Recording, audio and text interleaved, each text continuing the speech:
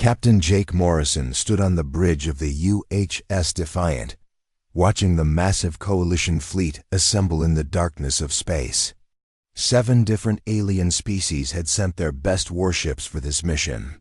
The Zephyrians brought their sleek, silver vessels that could slice through enemy defenses like knives. The Karathi had massive battleships covered in thick armor plating. The Nexari contributed their ships with energy shields so strong they could stop a nuclear blast. And then, there were the humans. 5 small ships that looked rough and ugly compared to the others. Jake knew what the aliens thought of them. They had made it clear during every meeting and briefing. Humans were the newest members of the Galactic Coalition. They were also the weakest. "Sir, we're receiving the final equipment manifest from Coalition Command," said Lieutenant Amy Foster from her position at the weapons station. She was young but sharp, one of the best officers Jake had ever worked with. Her fingers moved quickly. Across the control panel as data streamed in, Jake walked over to look at the display. The list showed everything his ship would carry into battle. Plasma cannons for long-range attacks, missile launchers for precision strikes, shield generators to protect against enemy fire. It all looked normal at first glance. Amy frowned as she studied the numbers more carefully. "Captain, something doesn't look right here. These power cores for our plasma cannons are rated for civilian use, not military combat. And our missile guidance systems are running software that's 3 versions behind what we normally use." "Show me," Jake said, leaning closer to the screen.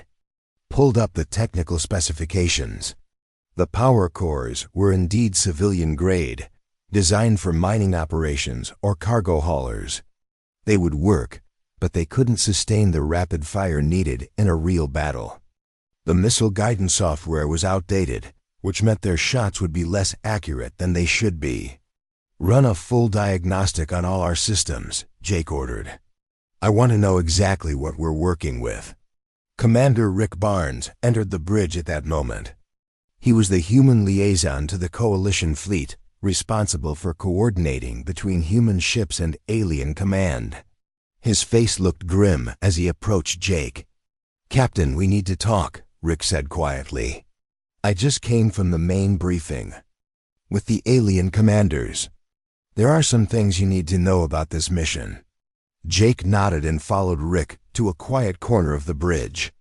The other crew members continued their work, but Jake could tell they were listening. News traveled fast on a ship this size. "The target is Kepler 442b, Rick began. "There's a rogue AI collective that's built a fortress there. It's been attacking Coalition shipping lanes for months. The aliens want to take it out before it gets any stronger." "That's what we signed up for," Jake said. "What's the problem?" Rick looked around to make sure no one else was listening. "The problem is how they want to do it. Admiral Keffer made it very clear that human ships are expected to engage the enemy first. We're supposed to draw their fire and keep them busy while the alien ships move into position for the real attack." Jake felt his stomach tighten. "You mean we're the bait?" "That's exactly what I mean, and it gets worse. I've been looking at the equipment manifest for all the ships in the fleet. The aliens gave us the worst gear they had. Our weapons are underpowered. Our shields are weak. Even our armor plating is thinner than what we normally use." Amy Foster had been running her diagnostics while they talked. She looked up from her station with a worried expression. "Captain, Commander Barnes is right. I've found problems with almost every system on the ship. Our shield generators are only running at 60% capacity. The targeting computers for our weapons are using outdated algorithms. Even our communications array has been fitted with older equipment." Jake stared at the data on Amy's screen. The sabotage was subtle but complete. Nothing was broken, but everything was just weak enough to make a difference in battle. The aliens had made sure that human ships would struggle to survive the first wave of enemy attacks. Why would they do this? Jake asked, though he already suspected the answer. Rick's expression grew darker. "Because they don't trust us. We've only been part of the coalition for 50 years. To them, we're still the new kids who don't belong. They see us as expendable. Pete Collins, the ship's chief engineer, had been listening from his station near the back of the bridge. He was an older man with graying hair and hands that were always stained with grease from working on the ship's engines. He stepped forward, now his face red with anger. "Captain, I've been working on coalition ships for 20 years. I know what good equipment looks like, and this isn't it. They gave us scraps and expected us to fight a war with them." Jake looked around at his crew. These were good people. They had volunteered to serve in the coalition fleet because they believed in the cause. They trusted that their alien allies would give them the tools they needed to do their job. Instead, they had been set up to fail. Lisa Ward, the communications officer, spoke up from her station. "Sir, I'm monitoring coalition fleet communications. The alien ships are coordinating their battle plans, but they're not including us in the discussions. They're treating us like we're not even part of the fleet." Jake walked back to the center of the bridge and looked out at the alien ships surrounding them. Each one was a masterpiece of advanced technology. Their weapons could destroy planets. Their shields could stop entire fleets. Their crews had centuries of experience in space warfare, but they had made one mistake. They had underestimated what humans could do when their backs were against the wall. "Amy, I want you to start working on those weapon systems. I don't care if the equipment is substandard. Find a way to make it work better. Pete, take a team and reinforce our hull plating with whatever materials you can find. Lisa, start monitoring all coalition communications, not just the ones they want us to hear." His crew looked at him with determination in their eyes. They knew they had been betrayed by their allies, but they weren't going to give up without a fight. "Sir," Amy said, "what if we can't fix everything? What if the equipment is just too weak?" Jake smiled grimly. "Then we'll have to be smarter than our enemies, and luckier that our allies expect us to be." The fleet was almost ready to jump to hyperspace. In a few hours, they would arrive at Kepler 442b and face the II Collective. The aliens expected the humans to die in the first wave of attacks. They had sabotaged human equipment to make sure of it, but Jake Morrison and his crew had other plans. The hyperspace jump took 18 hours.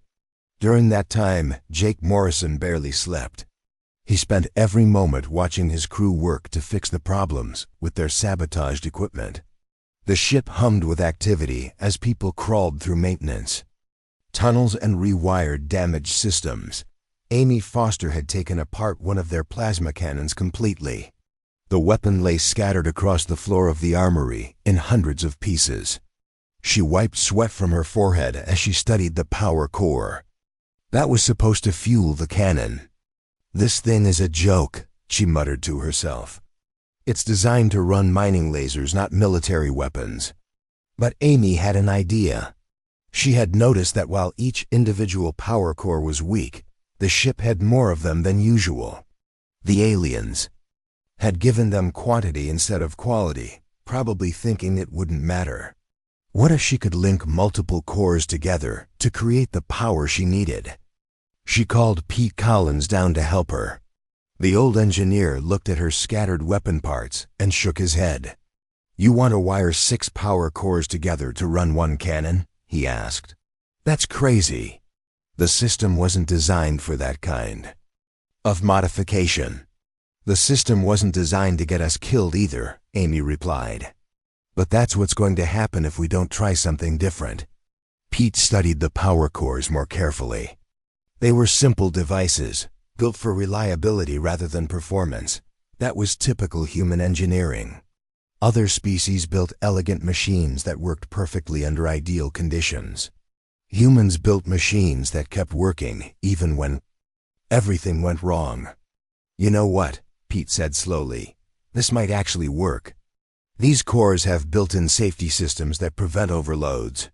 If we link them properly, they should balance the power load between them automatically, while Amy and Pete worked on the weapons. Lisa Ward was having her own discoveries in the communication center. She had been monitoring Coalition fleet transmissions for hours, listening to the alien commanders coordinate their battle plans. What she heard made her blood run cold. The Zephyrian Admiral Kethver was speaking with the Karathi fleet commander about the upcoming battle. They were using a frequency they thought humans couldn't access, but Lisa had modified her equipment to pick up a wider range of signals. Once the humans engage the enemy, we will withdraw to safe distance, Kethver said in his cold, precise voice. The AI collective will focus on destroying the human ships first, as they pose the most immediate threat. And then we move in for the killing blow while the enemy is distracted, the Karathi commander replied. It is a sound strategy. The humans will serve their purpose. What happens if some of the human ships survive the initial assault? Asked another voice, this one belonging to a Nexari captain. That is unlikely, Kethver said with dismissive confidence. We have ensured their equipment will not function adequately under combat stress. But if any do survive, they will be too damaged to interfere with our final attack. Lisa's hands shook as she recorded the conversation. The aliens weren't just planning to use humans as bait. They were planning to abandon them completely.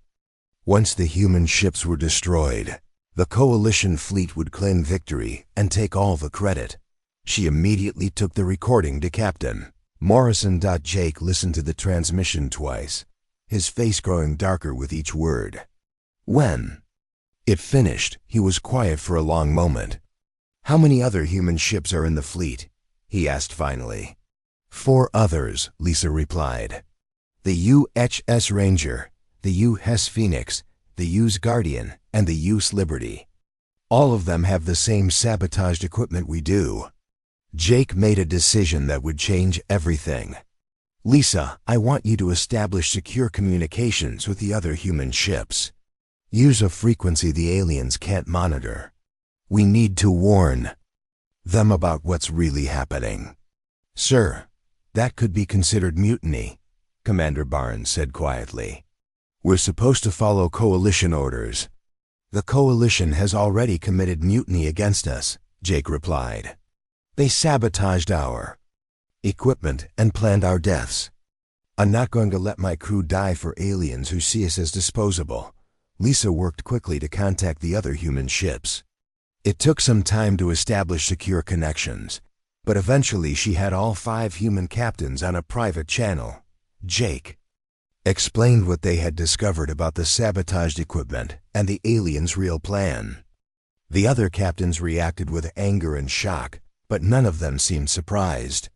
They had all noticed problems with their own equipment. So what do we do about it? Asked Captain Helen Burke of the UHS Ranger. We can't fight an AI collective with broken weapons. Maybe we can, Jake said. My crew has been working on modifications to our systems. We think we can make our equipment work better than the aliens expect. Dr. Sam Hughes had been quiet during most of the crisis, working in his laboratory to analyze intelligence about their target. He was a thin man with nervous hands and thick glasses, but his mind was one of the sharpest in the fleet. Now he came to the bridge with information that changed everything. Captain, I've been studying the data we have about this AI collective, Sam said, adjusting his glasses nervously. The Coalition intelligence reports are incomplete. This enemy is much more dangerous than they realize. Jake turned to listen. How so? The AI collective isn't just defending its fortress, Sam explained. It's been actively studying Coalition tactics and technology. Look at these attack patterns from previous encounters. Sam displayed a series of battle recordings on the main screen. The AI collective's forces moved with perfect precision, countering every Coalition strategy before it could be fully implemented. Their weapons targeted the weak points of alien ships with surgical accuracy. This enemy knows exactly how every Coalition species fights, Sam continued. It's analyzed their tactics, their technology, their weaknesses. That's why it's been so successful against previous coalition attacks. Amy Foster looked up from her work on the weapon systems. But they haven't studied human tactics, have they? Sam smiled for the first time in days. Exactly.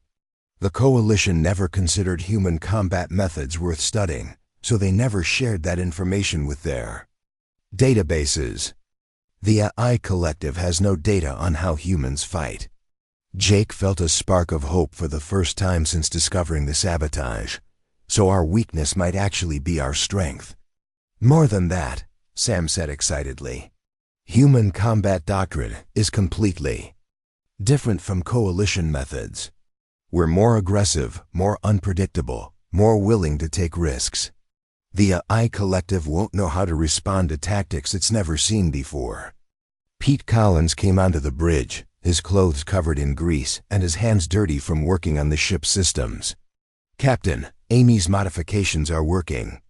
We've got 6 power cores running our main plasma cannon now, and it's putting out twice the energy it was designed for. What about the other weapons? Jake asked. We're working on them. The missile systems are trickier, but I think we can improve their accuracy by letting human operators guide them manually instead of relying on the faulty computer systems. Jake looked around at his crew. They were tired and dirty from working around the clock, but their eyes were bright with determination. The aliens had tried to set them up for failure, but instead they had created something unexpected. Gentlemen, ladies, Jake said formally, I think we're about to give the galaxy a lesson in human ingenuity. The fleet was almost ready to drop out of hyperspace. In a few hours, they would arrive at Kepler 442b and face an enemy that had defeated every coalition force sent against it. The aliens expected the humans to die quickly and quietly. They were about to learn how wrong they could be. The coalition fleet dropped out of hyperspace at the edge of the Kepler 442 system. Jake Morrison stood on the bridge of the UHS Defiant, staring at the massive fortress that filled his view screen. The AI Collective had built something that looked like a metal spider made of steel and dark energy. Hundreds of weapon platforms stuck out from its surface like deadly spines. My God, whispered Lisa Ward from her communications station. That thing is huge. It's the size of a small moon. Admiral Kethver's voice crackled over the fleet communications channel. His tone was as cold and commanding as always. All ships, this is Coalition Command. Human vessels will advance to engagement range and begin the assault. All other ships will maintain supporting positions. Jake looked at Commander Barnes, who shook his head in disgust. Supporting positions meant the alien ships would stay far away from the fighting until the humans were dead. Human ships, acknowledge orders. Kethver demanded. Jake activated his microphone. UHS Defiant acknowledging. We're ready to engage. But he wasn't talking to the alien admiral. On a secret channel, Jake was speaking to the other 4 human captains. They had spent the last few hours sharing Amy's weapon modifications and Pete's engineering improvements. Every human ship in the fleet now carried jury-rigged equipment that worked better than the aliens had intended. Remember the plan, Jake said quietly to his fellow captains. We don't follow their script. We fight our way. Captain Helen Burke of the UHS Ranger responded first. Roger that, Jake. My crew is ready to show these aliens what humans can really do. The other human captains confirmed their readiness. They all knew they were probably going to die, but they were determined to make their deaths count for something. Amy Foster had finished her work on the weapon systems. She now sat at her station with a smile on her face for the first time in days. Captain, all weapons are modified and ready. The plasma cannons are running hot, and I've got manual control over the missile guidance systems. Pete Collins called up from the engine room. Engines are running at full power, and I've reinforced the hull plating with spare materials. We can take more punishment than before. Dr. Sam Hughes was at his science station, monitoring the AI Collective's fortress. Captain, I'm detecting massive energy readings from that structure. It's got enough firepower to destroy our entire fleet several times over. Jake nodded grimly. Then we better make sure we don't give it the chance. The human ships began their advance toward the fortress. The alien vessels hung back, exactly as Jake had expected. He could see the sleek Zephyrian ships maintaining their distance, ready to retreat at the first sign of serious fighting. As they got closer to the enemy fortress, Jake could see more details of its construction. The AI Collective had built weapon platforms that moved like living things, tracking the approaching human ships with mechanical precision. Energy shields flickered around the structure like deadly lightning. Contact in 30 seconds, Amy reported. From her weapons station. All ships, engage at will, Jake ordered on the human frequency. The AI Collective opened fire first. Hundreds of energy beams lanced out from the fortress, targeting the human ships with calculated accuracy. The enemy's targeting systems had been designed to fight coalition vessels, with their predictable movement patterns and standard defensive tactics. But the human ships didn't move like coalition vessels. Instead of maintaining formation and relying on their shields, the human ships scattered in all directions. Jake threw the Defiant into a spinning dive that would have made a coalition captain sick to his stomach. The IS targeting beams passed harmlessly through empty space where his ship should have been. Amy, light them up, Jake shouted. Amy's modified plasma cannons opened fire, sending streams of superheated energy toward the fortress. The beams were brighter and more powerful than they should have been, thanks to her jury-rigged power cores. The AI Collective shields absorbed the first shots, but Amy could see they were stronger than expected. The UHS Ranger came in from a different angle, its weapons blazing. Captain Burke had her ship moving in an erratic pattern that confused the enemy's targeting systems. Her missiles struck the fortress in rapid succession, each one guided by human hands, instead of faulty computer systems. The AI Collective's response was immediate and overwhelming. The fortress launched thousands of smaller attack drones, each one armed with deadly weapons. They moved in perfect formation, like a swarm of metal insects seeking to destroy the human ships. But the humans had anticipated this. Instead of trying to outrun the drones, they flew directly into the swarm. Jake piloted the Defiant through a cloud of enemy fighters, using his ship's reinforced hull to ram through obstacles that would have stopped other vessels. Pete, how are we holding up?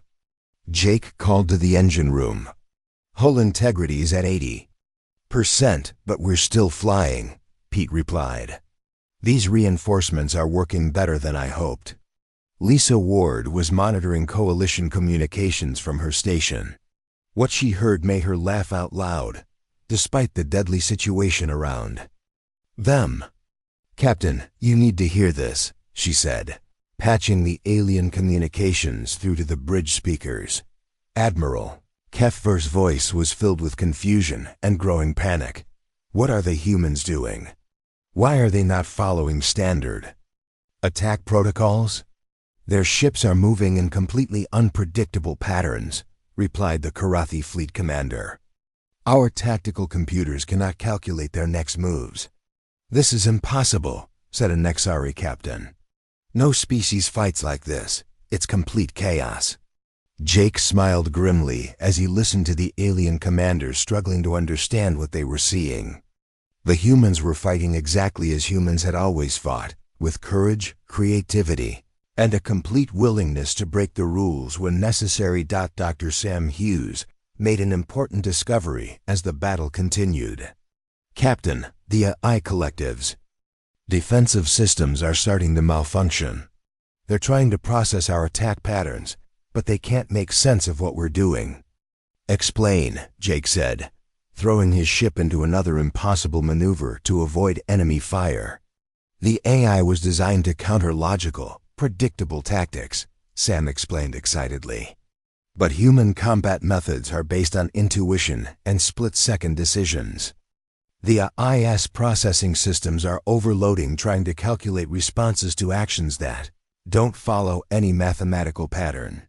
Amy Foster had noticed the same thing from her weapons station. The enemy's return fire is becoming less accurate. Their targeting systems are confused by our movement patterns. Jake saw an opportunity and seized it. All human ships, increase the chaos. Don't give them any pattern to analyze. Fight like humans, not like machines. The 5 human ships responded by abandoning any pretense of standard military tactics. They flew in crazy spirals, fired their weapons in seemingly random directions, and used their ships as battering rams against enemy positions. To outside observers, it looked like complete madness, but it was working. The AI Collective's sophisticated defense systems began to break down under the strain of trying to counter human unpredictability. Weapon platforms that had been firing with perfect accuracy moments before now sent their shots wide of their targets. The swarms of attack drones began flying into each other as their coordination algorithms failed. In the distance, Jake could see the coalition ships beginning to retreat. The alien commanders had expected the humans to be destroyed within minutes of engaging the enemy. Instead, they were watching 5 small human vessels tear apart defenses that had stopped entire coalition fleets. "Captain," Lisa called out. "Admiral Kethver is ordering us to withdraw immediately. He says we're endangering the mission by not following proper tactics." Jake's response was to fire another salvo from Amy's modified weapons directly into the heart of the enemy fortress. The plasma beams punched through shields that were flickering and failing as the AI Collective systems overloaded. "Tell the Admiral we're busy," Jake said. "We'll withdraw when we're done here." The battle was far from over, but for the first time since discovering the sabotage, Jake Morrison felt like victory might be possible. The aliens had tried to ensure human failure by giving them inferior equipment and abandoning them to die. Instead, they had given humanity exactly what it needed to succeed: the freedom to fight like humans. The battle had been raging for 2 hours, and the UHS Defiant was falling apart. Smoke filled the corridors as damaged systems sparked and failed. Half the lights on the bridge had gone out, and Jake Morrison could taste blood from where he had bitten his tongue during the last impact. But they were still fighting. Amy Foster's weapon station was a mess of exposed wires and jury-rigged connections. She had to manually restart her plasma cannons after every few shots, but they were still firing. The modified power cores were running so hot that Pete Collins had to vent steam from the weapon systems every 10 minutes to prevent them from exploding. "Captain, the UHS Guardian is in trouble," Lisa Ward called out from her communication station. Her voice was hoarse from shouting over the noise of battle. Jake looked at his tactical display. Captain Tony Miller's ship was drifting without power, surrounded by AI Collective attack drones. The Guardian's weapons were silent, and its hull was torn open in 3 places. "Helen, can you assist?" Jake called to the UHS Ranger. "Already on it," Captain Burke replied. Her ship was diving toward the Guardian, its remaining weapons blazing. The Ranger looked as beaten up as the rest of them, but it was still moving and fighting. The human fleet had been reduced to 3 fully operational ships. The UHS Phoenix had been destroyed an hour ago when its modified reactor finally overloaded. Captain Steve Garcia and his crew had managed to ram their dying ship into one of the fortress's main weapon platforms before the end. The UHS Liberty was still fighting, but Captain Maria Santos reported that her engines were failing and she couldn't maintain full speed much longer. Despite their losses, the humans had accomplished something remarkable. The AI Collective's massive fortress was cracking apart. Huge sections of its armor plating had been blown away, revealing the complex machinery inside. The enemy's weapon platforms were firing at random now, their targeting systems completely confused by hours of chaotic Human tactics. Dr. Sam Hughes was hunched over his science station, blood running down his face from a cut on his forehead. But his eyes were bright with excitement as he studied the readings from the enemy fortress. "Captain, I'm detecting massive instabilities in the AI Collective's central processing core," he reported. "Their entire network is on the verge of collapse. They can't handle the chaos we're creating." Jake wiped sweat and blood from his eyes as he processed this information. "How close are we to winning this thing?" "Very close," Sam said. "But we need to maintain pressure on their systems. If we give them time to reorganize, they might recover." That was the problem. The human ships were running out of time. The Defiant's hull was cracked in dozens of places. Air was leaking from several compartments, and Pete Collins was running out of materials to patch the holes. Amy's weapons were working, but barely, and each shot risked causing a catastrophic system failure. From her communication station, Lisa picked up something. That made her face go pale. "Captain, I'm detecting massive energy signatures from the Coalition fleet. They're powering up their weapons." Jake looked at his long-range sensors. The alien ships had moved to a safe distance when the battle started, claiming they were providing tactical support. Now they were preparing to engage, but not to help the humans. "Admiral," Kethver's voice came over the general communications channel. "Human vessels, you have exceeded your mission parameters. Withdraw immediately so that Coalition forces can complete the operation." Jake almost laughed. The aliens had waited for the humans to do all the fighting and dying. Now that victory was in sight, they wanted to swoop in and claim the credit. "Admiral, we're in the middle of destroying the enemy fortress," Jake replied. "Give us 10 more minutes and this will all be over." "Negative," Kethver responded coldly. "You will withdraw now, or you will be considered hostile to Coalition forces." The threat was clear. If the humans didn't retreat, the aliens would attack them from behind while they were still fighting the AI Collective. Jake looked around his damaged bridge at his exhausted crew. They had given everything they had to this fight.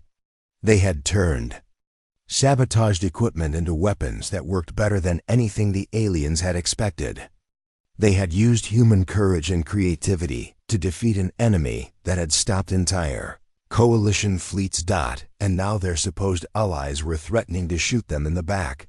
Commander Rick Barnes, who had been quiet for most of the battle, finally spoke up. "Captain, we could retreat. We've proven our point. The aliens know what humans can do now. Have we?" Jake asked.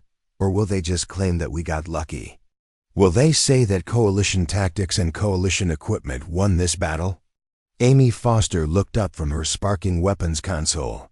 Her face was streaked with grease and sweat, but her eyes were fierce. "Captain, I've got one more trick up my sleeve. But it's dangerous. If it doesn't work, we'll lose the ship." "What do you have in mind?"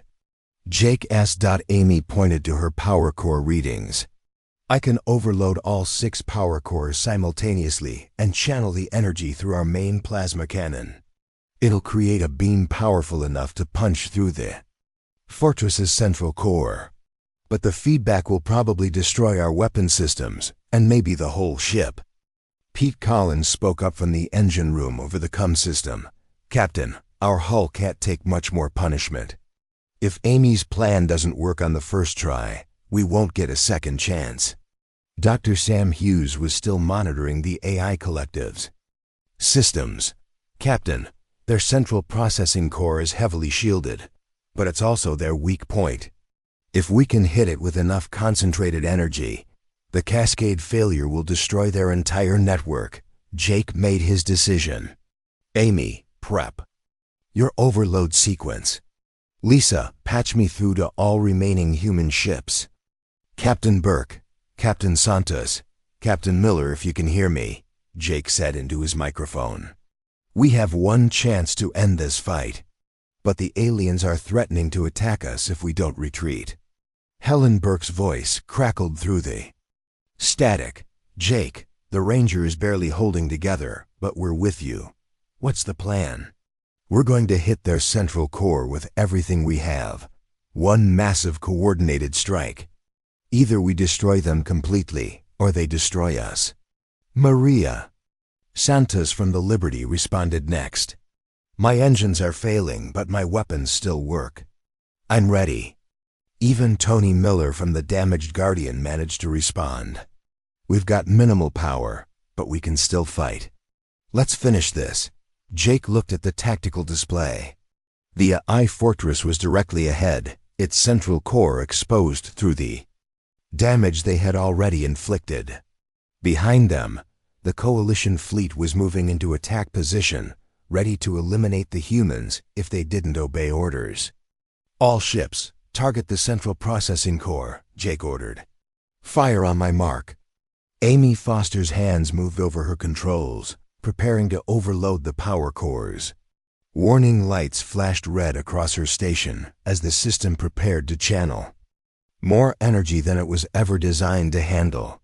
Power cores ready for overload, Amy reported. Captain, if this doesn't work. It will work, Jake said with more confidence than he felt. It has to. The moment of truth had arrived. The humans had fought with sabotaged equipment against impossible odds. They had used their creativity and determination to defeat an enemy that had crushed every other force sent against it. Now they had one last chance to prove that human courage could overcome any obstacle. Jake raised his hand, ready to give the order that would either save them all or destroy them completely. Behind them, Admiral Kethver was demanding their immediate surrender. Ahead of them, the I Collective was preparing one final devastating attack. The humans were caught between enemies who wanted them dead and allies who had betrayed them, but they were still human. And humans never gave up without a fight. Fire! Jake Morrison shouted. Amy Foster slammed her hand down on the overload control. 6 power cores exploded with energy at the same moment, channeling every bit of power the UHS Defiant could produce into one massive plasma beam, the weapon. Systems screamed with warning alarms as they tried to handle more energy than they were ever designed for. The other human ships fired at the same instant. The UHS Rangers' damaged weapons sent everything they had left. The UH Liberty's failing. Systems gave one last burst of power. Even the crippled UHS Guardian managed to fire its remaining cannon. 4 streams of superheated plasma converged on the I Collective's central processing core. The combined beam was so bright that Jake had to shield his eyes from the main screen. For a moment, it looked like the attack had failed. The fortress's shields absorbed the energy and held firm. Then something beautiful happened. The shields flickered once, twice, and then collapsed completely. The plasma beams punched through the fortress's armor like it was made of paper. They struck the central core directly, and the entire structure began to shake apart. Direct hit. Dr. Sam Hughes yelled from his science station. The cascade failure is starting. Their entire network is collapsing. But the victory came at a price. The overload had destroyed Amy's weapons completely. Sparks flew from every control panel on the bridge as the ship's electrical systems tried to handle the feedback. Half the lights went out, and the smell of burning electronics filled the air. Hull breach on Deck 3, Pete Collins reported from the engine room. His voice was strained with pain. We're losing atmosphere fast. Jake could see the I Fortress breaking apart on his screen. Huge sections of the structure were exploding as the central core's destruction spread throughout the network. The enemy's weapon platforms went silent one by one as their controlling intelligence died. We did it, Lisa Ward whispered from her communication station. We actually did it. But their celebration was cut short by Admiral Kethver's angry voice over the communications channel. Human vessels, you have directly disobeyed Coalition orders, the Zephyrian commander said coldly. You will surrender immediately or face the consequences. Jake looked at his tactical display. The Coalition fleet was moving toward them with weapons powered and ready to fire. The aliens had waited for the humans to destroy the AI collective, and now they planned to eliminate the witnesses to their cowardice. "Captain, what are your orders?" Commander Barnes asked quietly. Jake thought about everything that had happened.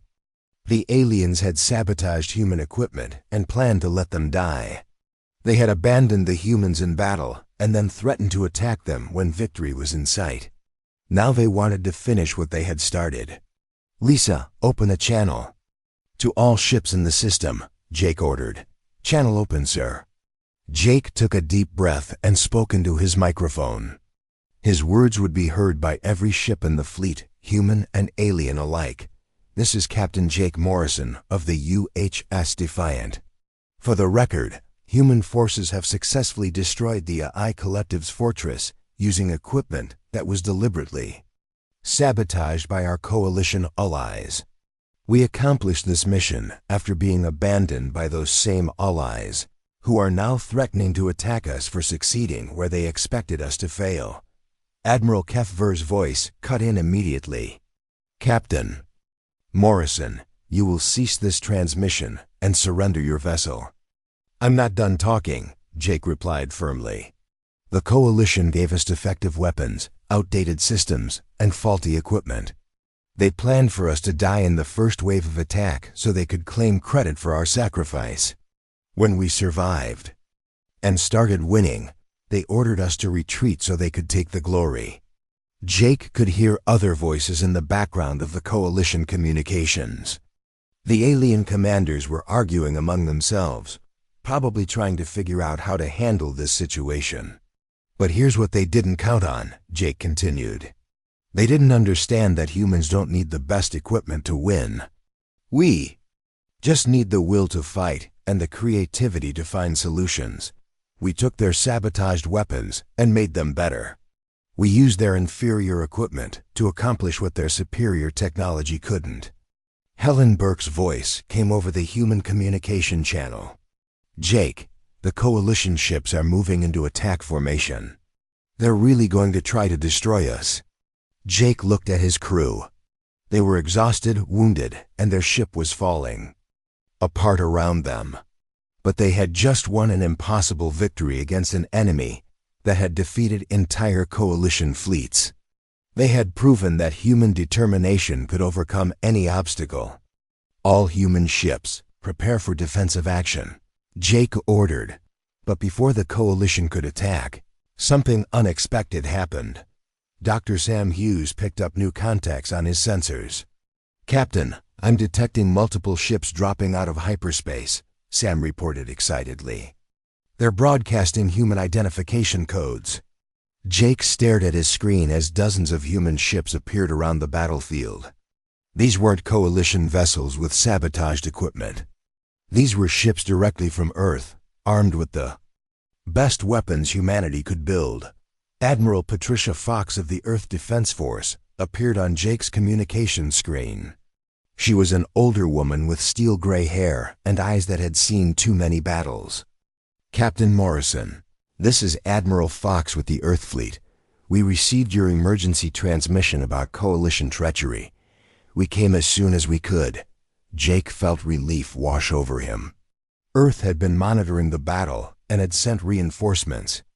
When they learned about the sabotage, Admiral Kefver's voice came over the general channel again, but this time he sounded much less confident. "Admiral Fox, this is a Coalition military operation. Earth forces have no authority here." "Actually, we do," Admiral Fox replied calmly. "When you sabotaged human equipment and planned to sacrifice human lives, you violated the Coalition treaty. Earth is withdrawing from the Coalition effective immediately." The alien ships found themselves outnumbered by fresh human vessels that weren't damaged by battle and weren't equipped with sabotage systems. Faced with the choice between fighting a war they couldn't win or backing down, Admiral Kefver chose retreat. "Coalition forces, withdraw to safe distance," he ordered his fleet. As the alien ships pulled back, Admiral Fox contacted Jake directly. "Captain Morrison, Earth Command wants a full report on everything that happened here." Your actions today have changed the relationship between humanity and the Coalition forever." Jake looked around his damaged bridge at his crew. Amy Foster was trying to repair her destroyed weapons console. Pete Collins was patching hull breaches with spare parts and determination.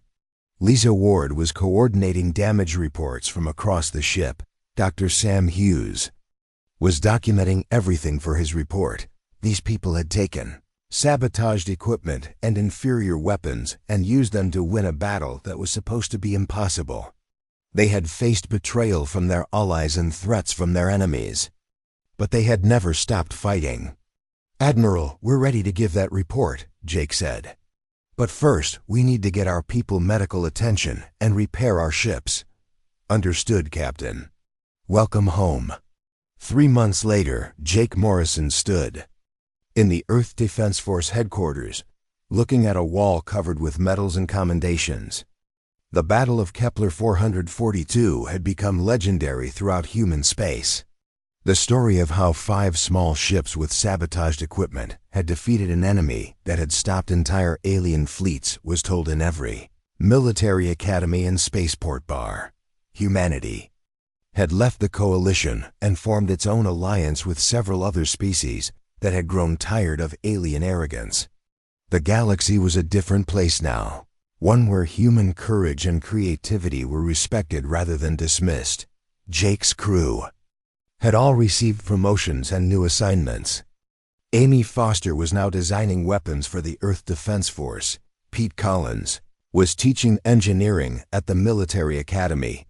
Dr. Sam Hughes had become Earth's leading expert on AI warfare. Jake knew the real victory wasn't in the medals or the promotions. It was in the lesson they had taught the galaxy. When others try to limit your potential and expect you to fail, the greatest triumph comes from proving them wrong while staying true to what makes you unique. Humans didn't need the best equipment to win. They just needed the determination to keep fighting and the creativity to find a way. That was a lesson the galaxy would never forget.